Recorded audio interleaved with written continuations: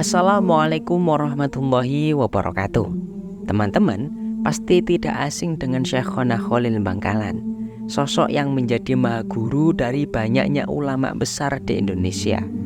Tak sedikit santrinya Syekhona Cholil Bangkalan juga menjadi wali Allah Subhanahu wa Ta'ala.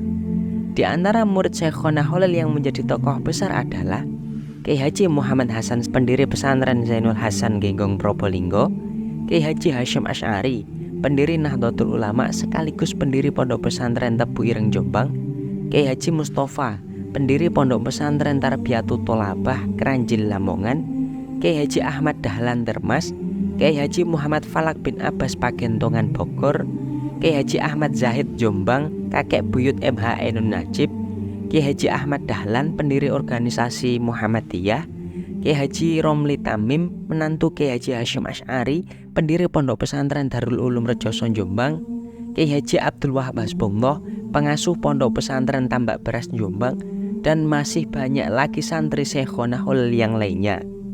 Lantas, mengapa para murid Syekhona Cholil bisa menjadi ulama besar dan para wali Allah? Simak ulasan berikut hingga selesai.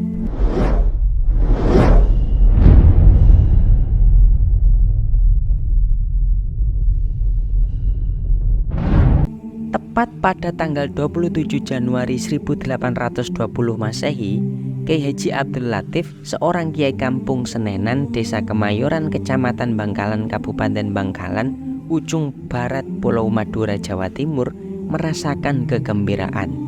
Pada hari itu, beliau mendapat karunia dengan lahirnya seorang putra yang diberi nama Muhammad Cholil.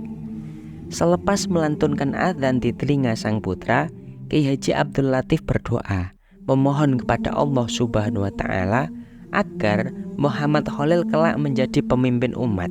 Allah lantas mengabulkan doa Kiai Haji Abdul Latif. Muhammad Cholil yang kemudian terkenal dengan Syekhona Cholil menjadi salah satu pemimpin besar umat Islam. Syekh Cholil Al-Bangkalan berasal dari keluarga ulama. Ayahnya Kiai Haji Abdul Latif memiliki ikatan darah dengan Sunan Gunung Jati. Ayah Abdul Latif adalah Kiai Hamim, anak dari Kiai Abdul Karim. Yang disebut terakhir ini merupakan anak dari Kiai Muharram bin Kiai Asror Karomah bin Kiai Abdullah bin Sayyid Sulaiman. Sayyid Sulaiman sendiri merupakan cucu dari Sunan Gunung Jati. Sejak kecil, Muhammad Cholil dididik dengan sangat ketat oleh sang ayah. Kebetulan juga Mbah Cholil di masa kecil sangat haus akan ilmu, terutama yang berkaitan dengan ilmu fikih dan ilmu nahwu. Bahkan lebih istimewanya lagi, beliau juga hafal dengan baik Nadhom Alfiyah Ibnu Malik sejak beliau masih usia muda. Kiai Haji Abdul Latif kemudian mengirim Mbah Cholil kecil untuk menimba ilmu yang lebih luas ke sejumlah pesantren. Awal pendidikan Mbah Cholil muda belajar kepada Kiai Haji Muhammad Nur di Pondok Pesantren Langitan Tuban, Jawa Timur. Setelah menimba ilmu dari Langitan, Mbah Cholil pindah ke Pondok Pesantren Cangaan, Bangil, Pasuruan. Kemudian Mbah Cholil melanjutkan pendidikannya ke Pondok Pesantren Kebun Candi. Selama menimba ilmu di pondok pesantren ini, Mbah Cholil belajar dengan Kiai Haji Nur Hasan yang menetap di Sidogiri, kurang lebih berjarak 7 km yang harus ditempuh dari Kebun Candi. Saat melakukan perjalanan dari Kebun Candi ke Sidogiri, Mbah Cholil selalu membaca surat Yasin. Mbah Cholil di masa muda memiliki keinginan untuk menimba ilmu ke Mekah. Pada saat usianya mencapai 24 tahun, Mbah Cholil pun memutuskan untuk pergi ke Mekah setelah menikah. Untuk ongkos melakukan perjalanan tersebut bisa ia tutupi dari hasil kerja kerasnya menabung saat masih menyantri di Banyuwangi. Selama melakukan pelayaran menuju Mekah, konon Mbah Cholil berpuasa. Hal ini disebabkan bukan karena untuk menghemat uang, namun tujuan ini agar dapat lebih mendekatkan diri kepada Allah dan agar selamat sampai tujuan. Di Mekah, Syekhona Cholil muda berguru kepada banyak ulama di sana. Di antara guru Syekhona Cholil adalah Kiai Haji Abdul Latif ayahnya, Kiai Haji Muhammad Nur di Pondok Pesantren Langitan Tuban, Kiai Haji Nur Hasan di Pondok Pesantren Sidogiri Pasuruan, Syekh Nawawi Al-Bantani di Mekah, Syekh Utsman bin Hasan Ad-Dimyati, Sayyid Ahmad bin Zaini Dahlan di Mekah, Syekh Mustafa bin Muhammad Al-Afifi Al-Maki di Mekah, Syekh Abdul Hamid bin Mahmud Asyarwani di Mekah, dan lain sebagainya. Perjalanan pendidikan Mbah Khalil cukup panjang. Beliau berguru kepada para ulama di Madura, di Jawa, hingga di Mekah. Beliau sangat bersungguh-sungguh ketika menimba ilmu, hingga akhirnya menjadi ulama yang dihormati di tanah air. Setelah dirasa cukup berguru di Mekah dan merasa cukup atas ilmunya, lantas Syekhona Khalil kembali ke Indonesia, tepatnya di Bangkalan, kemudian menyebarkan ilmunya sampai berdirilah pondok pesantren di daerah Bangkalan. Setelah pondok pesantren Syekhona Khalil ini berdiri, lantas banyak para santri dari berbagai belahan penjuru di Nusantara, bahkan di luar Nusantara, datang kepada Syekhona Khalil untuk berguru dan mencari ilmu kepadanya. Menurut penuturan keturunan Mbah Khalil generasi kelima, yakni Lora Ahmad Khalili Khalil, Mbah Khalil memiliki murid yang tersebar di berbagai penjuru Indonesia. Lebih dari 500.000 orang di tanah air pernah berguru kepadanya. Maka tidak heran jika beliau disebut sebagai pintu gerbang para santri yang kemudian menyebarkan kembali ilmunya di daerah masing-masing. Pengaruh Syekhona Khalil tidak hanya di kalangan pesantren, tetapi kepada para negarawan. Bahkan para founding father justru mengambil inspirasi dari Syekhona Khalil Bangkalan. Tutur Lora Khalili. Di antara kisah Syekhona Khalil Bangkalan dengan murid-muridnya adalah antara kisahnya Syekhona Khalil Bangkalan dengan Kiai Maksum Lasem. Dalam buku Manaqib Mbah Maksum Lasem diceritakan bahwa suatu hari Syekhona Khalil Bangkalan meminta santrinya untuk membuat kurungan ayam jago, sebab akan datang jagoan dari tanah Jawa ke Bangkalan. Keesokan harinya datanglah seorang pemuda bernama Muhammadun, nama Mbah Maksum waktu muda, yang berusia 20 tahun dari tanah Jawa. Oleh Syekhona Khalil, pemuda itu diminta masuk ke dalam kurungan ayam jago yang telah dibuat oleh santrinya. Dengan penuh takdim, pemuda itu pun masuk dan duduk berjongkok ke dalam kurungan ayam jago. Syekhona Khalil kemudian berkata kepada santri-santrinya, "Inilah yang kumaksudkan sebagai ayam jago dari tanah Jawa, yang kelak akan menjadi jagoan di tanah Jawa." Pada awal nyantri, Mbah Lasem atau Mbah Maksum malah disuruh mengajarkan alfiah kepada para santri-santri Syekhona Khalil di dalam kamar yang tidak ada penerangnya. Mbah Maksum hanya nyantri selama 3 bulan. Ketika hendak pulang, Mbah Khalil memanggilnya seraya mendoakannya dengan doa sapu jagat. Saat Mbah Maksum melangkah pergi beberapa meter, ia dipanggil kembali oleh Syekhona Khalil, lalu dia doakan dengan doa yang sama. Hal ini terjadi berulang kali, hingga pada akhirnya Mbah Maksum menjadi ulama besar di Lasem, Rembang. Kemudian kisah Kiai Haji Hasyim Asy'ari dengan Mbah Khalil Bangkalan.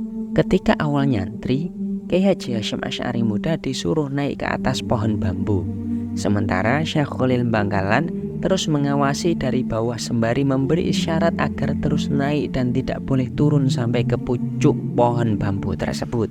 Kiai Hasyim dengan takdim terus naik sesuai perintah gurunya. Begitu sampai di pucuk, Syekh Khalil mengisyaratkan agar Kiai Hasyim langsung loncat ke bawah. Tanpa pikir panjang, Kiai Hasyim langsung meloncat dan selamat. Ternyata hal tersebut hanya ujian kepatuhan seorang santri kepada kiainya. Sebagai murid, Kiai Hasyim tidak pernah mengeluh ketika disuruh apapun oleh gurunya, termasuk ketika disuruh mengembalahkan kambing dan sapi, mencari rumput, dan membersihkan kandang. Ia menerima titah gurunya itu sebagai hikmah atau dedikasi kepada sang guru.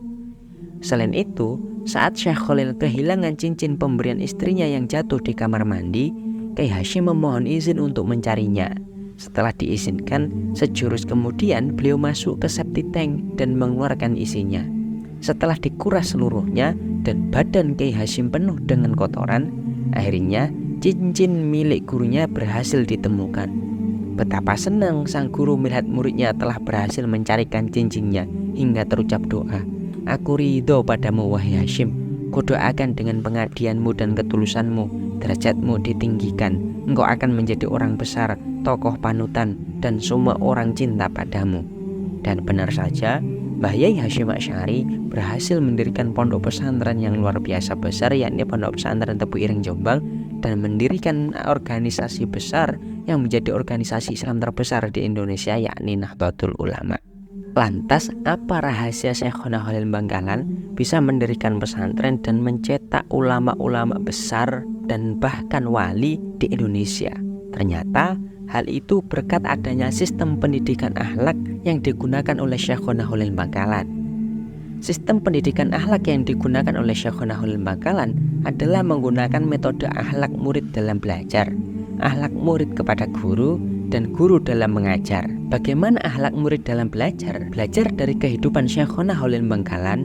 Beliau belajar di pesantren yang diasuh oleh ayahnya, Kiai Haji Abdul Latif, yang mana masih menerapkan pendidikan Ma'hadiyah atau pendidikan asli pesantren yang menggunakan kurikulum salafiyah atau tradisional yang menitik beratkan pada penguasaan ilmu-ilmu diniyah keagamaan. Ayah beliau mendidik Syekhona Khalil Bangkalan dengan materi spiritual sebelum materi yang lainnya, karena akhlak seseorang yang sudah dewasa sebagian besar ditentukan oleh pendidikan yang ia terima sewaktu kecil. Jika masa kecilnya sudah dididik dengan ilmu keagamaan, maka tidak dapat dipungkiri jika nantinya ia akan menjadi sosok manusia yang taat kepada Allah Subhanahu wa Ta'ala. Selain itu, peran orang tua juga sangat penting, sebab orang tua adalah sekolah pertama bagi anak-anaknya. Pendidikan Khalil kecil didapat dari didikan ayahnya, yang mana seorang ayah adalah keluarga yang termasuk ke dalam salah satu faktor yang dapat memberi pengaruh kepada kepribadian anak. Sebagaimana Syekhona Khalil dapatkan dari didikan sang ayah adalah ilmu-ilmu diniyah atau ilmu-ilmu keagamaan. Di antara ilmu yang diterima Syekhona Khalil saat kecil adalah fikih, tauhid, akhlak, tajwid, tahsin, nahwu, dan shorof. Selain ilmu keagamaan, juga beliau dibekali ilmu matematika dan sejarah. Sejak kecil, Syekh Khalil sering diajak ayahnya menghadiri acara tibaan, yaitu sejarah ringkas mengenai keluhuran Rasulullah SAW dan keluarganya melalui gubahan puitis. Didikan yang diterima Syekh Khalil dari ayahnya inilah yang menjadikan pengajaran penting bagi murid berakhlak dalam belajar. Lantas, bagaimana akhlak murid kepada guru? Akhlak Syekh Khalil Bangkalan terhadap guru dapat dilihat dari tindakan beliau yang tidak sembarangan memilih guru. Hal itu terbukti dari guru-guru yang dipilihnya, seperti Abu Dharin, kiai yang dikenal alim dan pakar tata bahasa Arab, Kiai Haji Nur Hasan bin Nur Khotim, seorang alim pengajar kitab besar seperti kitab Ihya Ulumuddin, Sahih Bukhari dan Sahih Muslim, dan lain sebagainya. Mengutip perkataan para ulama bahwa Ali bin Abi Thalib berkata, "Perhatikan dari siapa kamu mengambil ilmu ini, karena sesungguhnya ia adalah agama." Sahabat Abdullah bin Mas'ud juga berkata, manusia akan selalu berada di atas kebaikan selama ilmu mereka datang dari para sahabat Nabi Muhammad dan dari orang-orang besar atau orang-orang tua mereka. Jika ilmu datang dari arah orang-orang kecil atau ahli bid'ah mereka dan hawa nafsu mereka bercerai-berai, mereka pasti akan binasa. Kemudian, akhlak guru dalam mengajar yang ditawarkan oleh Syekhona Khalil Bangkalan, hampir seluruh umur Syekhona Khalil Bangkalan beliau habiskan untuk berdakwah dan mengajar para santri. Karena keikhlasannya menyebarkan ilmu agama, Allah mengangkat derajatnya dan mengaruniai berbagai kenikmatan. Seperti yang telah dijelaskan sebelumnya, bahwa seseorang akan memperoleh apa yang diniatkannya, dan niat mengajar Syekhona Khalil adalah mengharapkan keridhaan Allah Subhanahu wa Ta'ala. Dan karena itulah Syekhona Khalil bisa sukses mendidik para santri, para murid, sehingga menjadi ulama besar, bahkan menjadi waliullah, dengan menekankan pendidikan akhlak, yakni akhlak murid dalam belajar, akhlak murid kepada guru, dan akhlak guru ketika mengajar. Demikianlah, semoga bermanfaat. Kurang lebihnya mohon maaf. Wallahul muwaffiq ila aqwamit thoriq. Wassalamualaikum warahmatullahi wabarakatuh.